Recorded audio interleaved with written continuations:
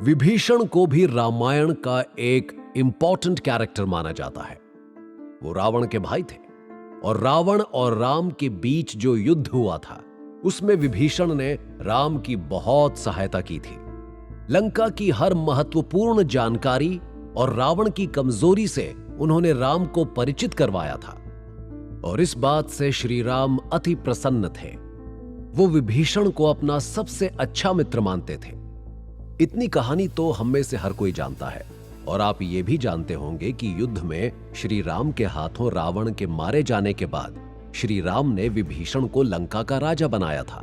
विभीषण लंका का राजकाज देख रहे थे, परंतु उन्हें राम के दर्शन की आदत हो गई थी।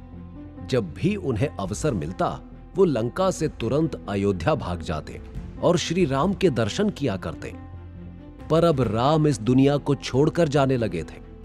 विभीषण को जब ये बात पता चली तो हनुमान की भांति वो भी बहुत दुखी हुए और उन्होंने श्री राम से कहा कि ऐसे मैं तो जीवित ना रह पाऊंगा, मुझे भी आप अपने साथ ले चलिए। तब श्री राम ने कहा, नहीं, आपके जाने का समय अभी नहीं आया है।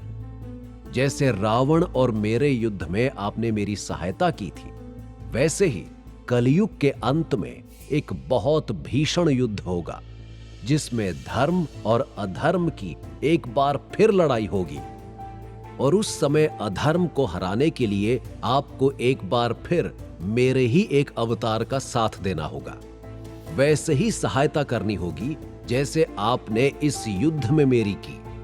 इतना कहकर श्री राम विभीषण से विदा ले रहे थे तो विभीषण ने कहा, आप कह रहे हैं तो मैं बस इसी उद्देश्य की पूर्ति तक जीवित रहूंगा, पर मुझे जो आपके दर्शन की आदत लग गई है उसके बिना मैं जीवित नहीं रह पाऊंगा। तब विभीषण से श्री राम ने कहा कि द्वापर युग में मैं कृष्ण के रूप में जन्म लूंगा। आप कृष्ण के रूप में मुझे देख पाएंगे और आगे जब कृष्ण भी इस दुनिया से चले जाएंगे तब जगन्नाथ स्वामी का एक बहुत बड़ा मंदिर ओडिशा में समुद्र किनारे बनेगा। वो मेरा सटीक रूप है और उसमें आप मेरे हर रूप के दर्शन कर पाएंगे। उस मंदिर के बनने तक आपको प्रतीक्षा करनी होगी। ऐसा कहकर श्री राम तो वहां से चले गए, पर विभीषण उसी प्रतीक्षा में लंका में रह गए। महाभारत का युद्ध जब हो रहा था तो माना जाता है कि श्री कृष्ण के दर्शन करने और युद्ध को देखने विभीषण कई बार आए। साथ ही विभीषण के बारे में यह भी कहा जाता है कि वो जगन्नाथ मंदिर के बनने और जगन्नाथ स्वामी की स्थापना के पूरे दृश्य को देखने लंका से ओडिशा आए थे और उसके बाद वो हर सुबह जगन्नाथ स्वामी के मंदिर जाते हैं और उनकी पूजा करते हैं। माना जाता है कि जगन्नाथपुरी में सबसे पहली पूजा विभीषण के द्वारा ही होती है और ये परंपरा आज तक बनी हुई है। मंदिर के पुजारी का भी मानना है कि आज भी विभीषण मंदिर के द्वार खुलने से पहले वहां उपस्थित होकर पूजा करते हैं।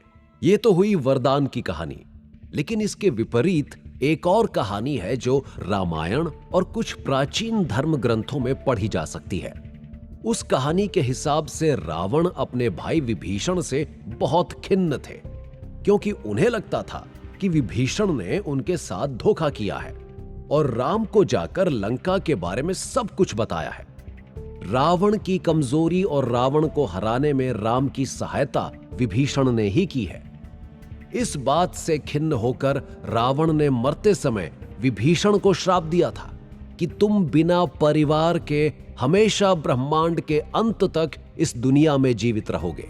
वहीं कहीं कहीं पर यह उल्लेख भी मिलता है कि रावण की पत्नी मंदोदरी ने भी रावण के मर जाने पर विभीषण को श्राप दिया था कि तुम्हारा कोई परिवार ना होगा और तुम इसी तरह जीते हुए अकेले दुख में जीवन व्यतीत करोगे क्योंकि तुमने लंका के साथ विश्वासघात किया।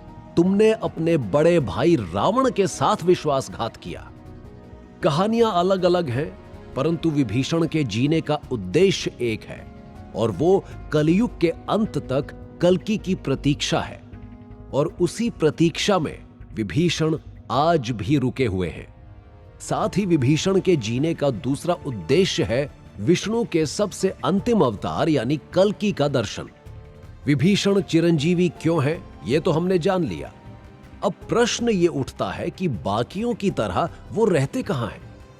तो कहा जाता है कि विभीषण को अगर देखना है तो आप उन्हें हर रोज सुबह जगन्नाथ स्वामी के मंदिर के आसपास देख तो नहीं सकते, पर महसूस अवश्य कर सकते हैं। और विभीषण आज भी लंका में रहते हैं। वो इस प्रतीक्षा में लगे हुए हैं कि कब कल्कि आए और वो दुनिया के सामने आए। अब विभीषण के बाद अपने अगले एपिसोड में चलते हैं वेदों की व्याख्या करने वाले वेद व्यास की ओर।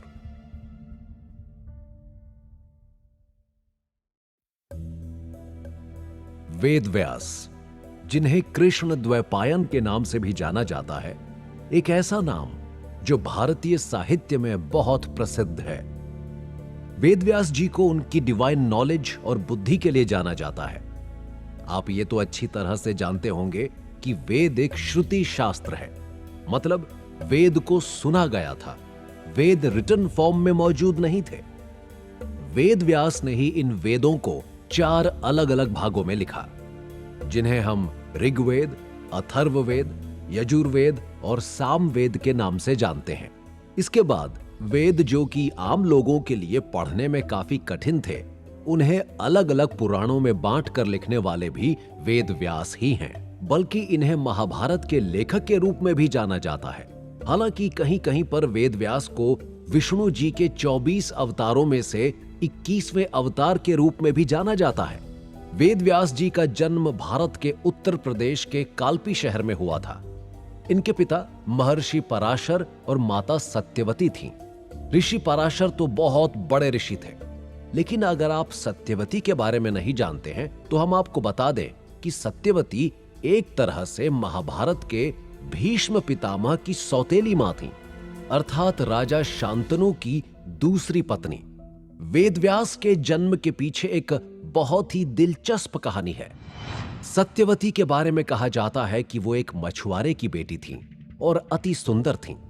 एक दिन महर्षि पराशर उनके पास पहुंचे और उनके साथ रहने का हठ करने लगे। इस पर सत्यवती ने महर्षि से कहा कि वे अति रूपवान तो हैं, परंतु उनके शरीर से मछलियों की गंध आती है और इससे उनके आसपास कोई नहीं आता। अगर ऋषि उनके साथ समय बिताना चाहते हैं तो उन्हें उनके शरीर से उस गंध को दूर करना होगा, और ऋषि इसके लिए मान गए। बाद में सत्यवती और महर्षि पराशर का एक बेटा हुआ जो वेद व्यास के नाम से जाना जाने लगा। वेद व्यास अपने पिता ऋषि पराशर की तरह बहुत बड़े ज्ञानी थे। वो प्राचीन भारत के सबसे बड़े कवि और लेखक माने जाते हैं। महाभारत, जो इस दुनिया का सबसे बड़ा ग्रंथ है, उसे भी उन्होंने ही लिखा है। महाभारत के अलावा वेद व्यास ने 18 पुराणों की रचना भी की। कुछ लोगों का कहना है कि वेद व्यास ने एक लंबा जीवन बिताया और 116 वर्ष की आयु में उनकी मृत्यु हो गई। पर पौराणिक कथाओं के अनुसार उन्हें चिरंजीवियों की सूची में भी सम्मिलित किया गया है। कहा जाता है कि वो वेद और पुराणों का ज्ञान पूरी दुनिया में बांटने के लिए वेद व पुराण को हमेशा ब्रह्मांड के अंत तक बनाए रखने के लिए आज भी जीवित हैं। कुछ लोगों का मानना है कि ओडिशा और छत्तीसगढ़ में फैला हुआ एक घना जंगल, जो दंडक वन के नाम से जाना जाता है, वहां आज भी वेद व्यास रहते हैं, क्योंकि मान्यताओं के अनुसार महर्षि पराशर इसी वन में रहा करते थे। इसके साथ ही मान्यता यह भी है, और विशेषकर हिमालय में रहने वाले साधुओं का यह मानना है कि बद्रिका आश्रम यानी कि बद्रीनाथ के आसपास, जहां महर्षि पराशर अक्सर अपनी तपस्या में लीन रहते थे। महाभारत के युद्ध के बाद वेद व्यास भी वहीं चले गए और वो वहीं एक गुफा के अंदर रहते हैं, जहां बैठकर उन्होंने महाभारत लिखी थी। वहीं कहा जाता है कि वेद व्यास आज भी उत्तराखंड के गंगा तट के किनारे रहते हैं, जहां ना सिर्फ वेद व्यास बल्कि सप्त ऋषि भी रहते हैं। लेकिन वो आम लोगों की नजरों से छिपे हुए हैं और उनके जीवन का उद्देश्य है इस पूरी दुनिया में सच्चाई का, शिक्षा का, वेदों का और प्राचीन संस्कृति का प्रचार करना। वेदों को 4 भागों में बांटने के कारण है वेद व्यास। ये मान्यता है कि वेदों का आज तक 4 ही सटीक भाष्य या यूं कहें कि बेस्ट एक्सप्लेनेशन मौजूद है, जिसे कलयुग में किया गया है, जिसे शंकराचार्य, रामानुजाचार्य और माधवाचार्य ने किया है। बताया जाता है कि इन तीनों महान आचार्यों ने वेदों को पूरी तरह से वेदव्यास के सिर्फ मुख से ही समझा। वेदों को वेदव्यास के मुख से समझने के लिए ही तीनों आचार्य स्वयं बद्रिकाश्रम से थोड़ी दूरी पर स्थित वेदव्यास की गुफा तक गए थे और वहां उन्होंने वेदव्यास से वेदों के बारे में समझा।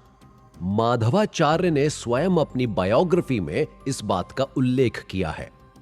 अब अगर इसे आज के कॉन्टेक्स्ट में समझना चाहते हैं तो आप इसे कुछ यूं समझ सकते हैं। भारत और चीन के बॉर्डर के पास उत्तराखंड में एक गांव है जिसे माणा गांव के नाम से जाना जाता है, जहां पर अलकनंदा और सरस्वती नदी आपस में मिल जाती हैं। वहीं इनके मिलने से जो केशव प्रयाग बनता है, उसके तट पर बद्रीनाथ से मात्र 3 किलोमीटर की दूरी पर बसा हुआ ये छोटा सा गांव है। वहां पहाड़ी के ऊपर एक छोटी सी गुफा है जिसे वेदव्यास की गुफा के नाम से जाना जाता है।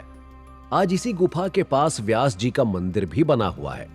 माना जाता है कि इसी गुफा के आसपास आज की सभ्यता और आज के लोगों से दूर वेदव्यास अदृश्य रूप में रहते हैं और अपने पढ़ने लिखने के काम में ही व्यस्त हैं। इनका भी उद्देश्य कल्कि से मिलना है और उन्हें वेदों का ज्ञान देना है। इन 5 चिरंजीवियों के बाद अब चलिए जानते हैं अपने 6th इमॉर्टल के बारे में, जिसे राजा बलि के नाम से जाना जाता है।